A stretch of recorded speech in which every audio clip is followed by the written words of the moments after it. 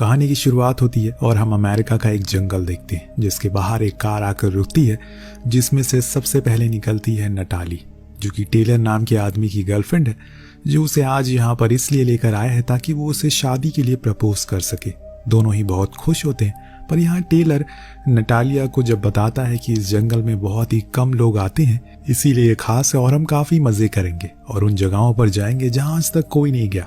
जो सुन नताली थोड़ी घबरा जाती है, पर टेलर उसे समझाता है कि ऐसा कुछ नहीं है, इसमें डरने वाली कोई बात नहीं है, मेरे पास मैप है पूरे जंगल का। दोनों ही वहां से अपने सामानों को लेकर अंदर चले जाते हैं और कुछ इस तरह से शुरू हो जाता है इस कहानी का थ्रिल, जो आपको धीरे धीरे डराना शुरू करेगा। बस देखते जाइए आगे क्या क्या होता है। नटालिया हर चीज को रिकॉर्ड करते हुए आगे बढ़ रही है। पूरे दिन ट्रैक करने के बाद ये एक सही जगह ढूंढकर वहां पर अपना कैंप लगाने का फैसला कर लेते हैं, पर रात होने से पहले टेलर मछलियां पकड़ने चला जाता है, जिस दौरान वहां पर नटालिया भी आ जाती है। टेलर को लगता है कि ये सही मौका है प्रपोज करने का, इसीलिए वो उसे रिंग को निकालता है और नटालिया को शादी के लिए प्रपोज कर देता है, जो देख वो बहुत ज्यादा भावुक हो जाती है क्योंकि ऐसा उसने कभी भी एक्सपेक्ट नहीं किया था।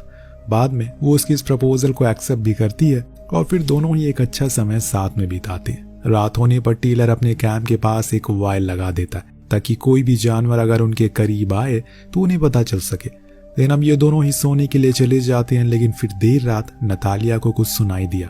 उसने टेलर को उठाया, पर उसने ये कहकर सोने को कहा, ये जंगल है, यहाँ पर तेज हवाएं चलती है तो ऐसी आवाजें आती रहती है।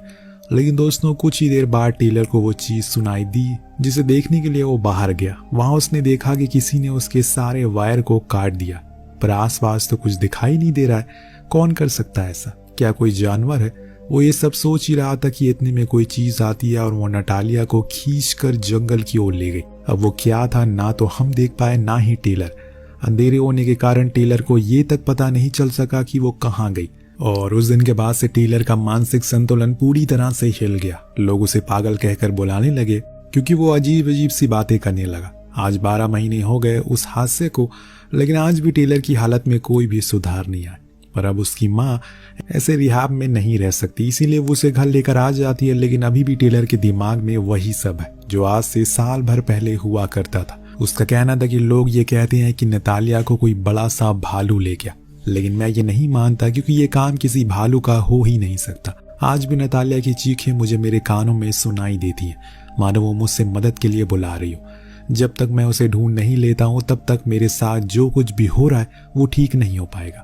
इसीलिए मुझे मेरे सवालों के जवाब को ढूंढने के लिए उस जंगल में जाना ही होगा। उसकी माँ को भी समझ आ चुका है कि उनका बेटा भी ठीक नहीं हो पाएगा जब तक वो अपनी सारी मन की भड़ास को ना निकाल ले। इसीलिए वो उसे कहीं भी जाने से रोकती है और कहती है कि वो उसके साथ, इसीलिए अगर किसी भी चीज की मदद चाहिए तो वो उनसे मांग सकता है। इसके बाद टेलर अपने रूम में जाकर उस दिन की फोटोज को चेक करने लगता है जो कि नटालिया ने क्लिक करी थी। तभी अचानक उसे एक फोटो के बैकग्राउंड में कुछ दिखाई देता है जो ना तो कोई जानवर था ना ही कोई इंसान। वो अजीब सी चीज थी जिसको देख टेलर को कहीं ना कहीं उसी पर शक होता है। इसीलिए वो इस बार पूरे इंतजाम के साथ जाता है उस जंगल में ताकि नतालिया के कातिल या फिर नटालिया को ढूंढ सके।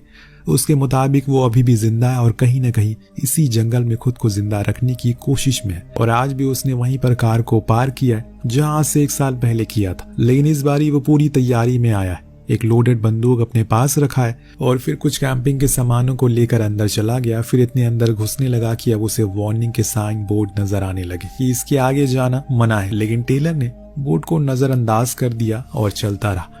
कुछ पेड़ों पर उसे कंकाल भी दिखे जो किसने लगाए होंगे ये उसे नहीं पता, पर इतना तो जरूर पता है कि ये काम किसी आम इंसान का तो नहीं हो सकता। और इस बीच जब वो पानी पी रहा था तो उसे वहीं पर एक बड़ा सा फुटप्रिंट नजर आता है जो शायद उसके मुताबिक उसी चीज का हो सकता है जिसकी उसे तलाश। वो फुटप्रिंट अभी ताजा ही, इसीलिए उसे अपनी राइफल निकाल ली क्योंकि हो सकता है कि वो यही कहीं आसपास हो। वो उसे जहां कहीं दिखेगा उसे शूट कर देगा क्योंकि यही तो मन बनाकर वो यहाँ आया है। लेकिन बहुत देर हो जाती है, उसे कहीं कुछ दिखाई नहीं देता और इसीलिए वो झरने के किनारे पानी भरने लगता है। तभी हम उसके पीछे से किसी को गुजरते हुए देखते हैं। वहीं जब टेलर पानी को भर लेता है तो वो नोटिस करता है उसका सामान तो गायब है, जो चीज उसे और भी चौकन्ना होने पर मजबूर कर देती है। लेकिन दोस्तों अब रात होने को आ गई है, उसके पास अब इतना भी सामान नहीं बचा कि वो कहीं पर टेंट लगा सके। उसे ये भी पता लग चुका है कि वो जिसकी तलाश में है उसने उसे देख लिया। और उसके सामानों को जानबूझकर उसे दूर कर दिया ताकि मैं वापस से चला जाऊं डर कर। लेकिन टेलर इतनी जल्दी हार मानने वाला नहीं है। वो वहां से अपनी कार के पास आ जाता है, उसी के अंदर सोने का डिसाइड करता है। और दोस्तों, सुबह उसका पहली बार उस चीज से सामना होता है, वो चीज जो उसकी कार पर हमला कर देती और हर वो मुमकिन कोशिश करती है जिससे कि टेलर डर जाए या फिर उसे किसी प्रकार की चोट लग जाए। पर टेलर तो उस पर ही शूट करने लगता है, लेकिन उससे पहले वो जो कुछ भी था वो वहां से भाग जाता है। जिसके कुछ देर बाद वहां पर जॉनी नाम का शख्स आता है, जिसको देख टेलर की जान में जान आती है। जॉनी उसे बताता है कि मैं एक शिकारी हूँ, मैंने तुम्हारी गोलियों की आवाज सुनी तो यहाँ पर आ गया। अब घबराने की जरूरत नहीं है, यहाँ पर अकेले रहना सेफ नहीं है क्योंकि ये बहुत ही बड़ा जंगल है। चलो मेरे साथ, मेरे पास काफी सामान है। टेलर उसकी बात पर यकीन था, इसीलिए वो उसके साथ चलने को मान जाता है। पर आज जो कुछ भी हुआ, घबराहट जरूर महसूस हो रही है। वेल, अब ये दोनों टेंट पर जाते हैं, साथ में कुछ पीते हैं और खाते हैं। जिस दौरान जॉनी टेलर को बताता है कि मैंने तुम्हारे बारे में पढ़ा है, तुम्हारे साथ जो कुछ भी 1 साल पहले हुआ वो मुझे याद है, इसीलिए मैंने तुम्हें जब देखा तो मुझे सब याद आ गया। मैं तुम्हारी कार के पास आ रहा था तो मैंने किसी बड़े से जीव को वहां से भागते हुए देखा, शायद वो भालू होगा। तब टेलर उसकी बात को काटते हुए कहता है कि वो भालू नहीं है, कुछ और ही है, जिस बात का मैं पता लगाने के लिए यहाँ पर आया हूँ। लेकिन तुम क्यों आए हो? क्योंकि अब तो शिकारी इस जंगल में नहीं आते। जो सुन जॉनी उससे कहता है, यही तुम्हें पता लगाने के लिए यहाँ पर आया हूँ। आखिर उन्होंने आना क्यों बंद कर दिया? क्योंकि पहले तो सरकार उन्हें खुद यहाँ पर भेजा करती थी, इससे उनका फायदा होता था। लेकिन पिछले कुछ सालों में कोई नहीं आता। आखिर क्या बात है? क्या हमसे सरकार कुछ छुपा रही है? इसी बात का पता लगाने के लिए मैं यहाँ पर आया हूँ, क्योंकि मैंने कुछ अजीब सी आवाजें सुनी है जो कि यहीं कहीं आसपास से आ रही है। उसकी बात सुन टेलर को भी याद आ जाता है कि उस रात भी नटाली ने कुछ आवाजें ही सुनी थी पहले, उसके बाद वो सब कुछ हुआ। थोड़ी देर बात करने के बाद जॉनी टेलर को उसके साथ चलने को कहता है। दोनों ही जंगल की ओर अंदर जाते हैं, जहाँ पर जॉनी उसे पेड़ पर टंगे हुए एक कंकाल को दिखाते हुए कहता है कि जब वो छोटा था तो यहाँ पर अपने पिता के साथ आया करता था। उसे सब कुछ करने की आजादी थी सिवाय इस पेड़ के आगे जाने की, क्योंकि यहाँ के लोगों का कहना है कि इस पेड़ पर टंगा हुआ ये कंकाल सदियों पुराना है और इसके आगे कुछ ऐसी चीजें हैं जो इंसानों की सोच से परे है। जो सुन टेलर बोलता है कि मैं आज सुबह इसके आगे गया था। तो जॉनी अब उसे ऐसा करने से मना करता है कि कभी भी इसके आगे मत जाना। ये भी बताता है कि जहां तक उसे लगता है शायद इस जंगल में किसी प्रकार का कोई क्रिएचर जो कि इस दुनिया का है ही नहीं, वो किसी दौर से बाहर आया होगा और तब से यहाँ पर जिंदा है, तब से इंसानों को मार कर खा रहा है। उसकी ये बातें टेलर को भी डरा देती है। दोनों ही अपने टेंट की ओर जाने लगते हैं क्योंकि अंधेरा होने को आ गया। लेकिन ये क्या, उनके टेंट को किसी ने बड़ी ही बुरी तरह से तोड़ फोड़ दिया, साथ में आग भी बुझा दी है। जॉनी का मानना था कि वो जो कुछ भी है हमें हर समय देख रहा है और मैं इतना गारंटी के साथ कह सकता हूँ कि उसे आग बिल्कुल पसंद नहीं है। तभी इन्हें वही अजीब आवाजें फिर से आना शुरू हो जाती है। जो सुन दोनों ही घबरा गए और फौरन अपनी बंदूक निकालकर चौकन्ना हो गए, क्योंकि कहीं से भी कोई भी हमला कर सकता है। पर अब ये दोनों ही आगे की ओर बढ़ते हैं। जॉनी नोटिस करता है कि जिस पेड़ पर वो कंकाल टंगा हुआ था अब वो वहां से गायब है, जो कि बहुत बड़ा श्राप है, क्योंकि उसके बाप दादा ने बताया कि उस कंकाल में असल में हजारों तरह के मंत्र फूंक कर टांगे गए थे ताकि वो जो कुछ भी चीज है इस जगह से आगे ना आ सके। लेकिन अब उसके पैर हर उस जगह पर पड़ चुके हैं जहां पर इंसान कभी नहीं गया। तभी टेलर को कुछ दिखाई देता है, जो देख वो फौरन उसके पीछे भागना शुरू करता है। जॉनी भी उसके पीछे पीछे भागता है कि तभी अचानक से टेलर एक गड्ढे में गिर गया। जब जॉनी के पास आया तो उसने देखा कि उस गड्ढे में तो चारों ओर बस कंकाल पड़े, वो भी इंसानों के, जो चीज बहुत ही ज्यादा भयानक थी। शायद वो जीव यहीं पर लाकर अपने खाने को खाता था कि टेलर के पूरे शरीर पर खून ही खून लग गया। लेकिन फिर भी वो अपनी बंदूक को उठाता और फिर से आगे बढ़ने को कहता है। तभी एक पत्थर न जाने कहां से आकर सीधे लगता है जॉनी के पैर पर, जिससे उसके पैर की हड्डी टूट जाती है।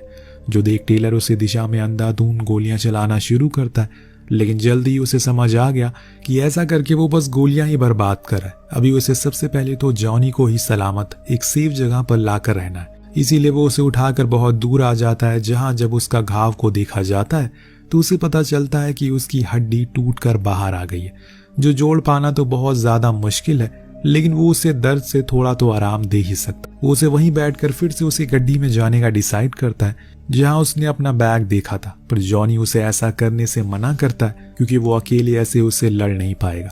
पर टेलर का मानना था कि अगर वो बैग को लेने नहीं गया तो वो वैसे भी मर जाएगा। इसीलिए वो उसे वहीं कुछ गोलियां और फिर अकेले ही आगे सूझबूझ के साथ उस जगह पर पहुंचता है। अपना जो कुछ भी सामान था उसे लेकर वापस जाने लगा।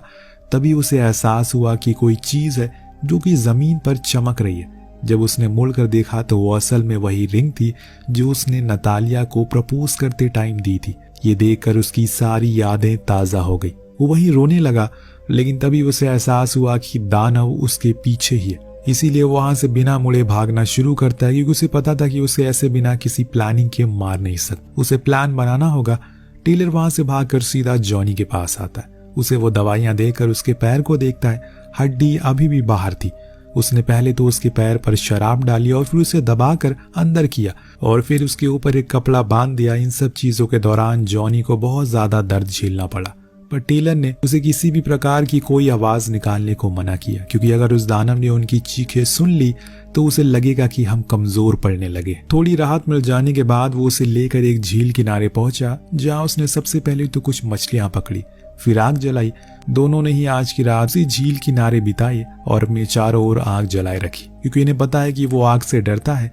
अब बातों ही बातों में जॉनी टेलर का शुक्रिया करता है, क्योंकि उसने उसकी जान बचाई, उसे मरने के लिए छोड़कर भागा नहीं। तभी इन्हें कुछ और आवाजें आती है, जो सुन जॉनी फौरन पेड़ पर लाइट मारता है, जहां उन्हें उस दानव की झलक दिखती है। वो इनके करीब तो आना चाहता है, लेकिन आग के कारण आ नहीं पाता।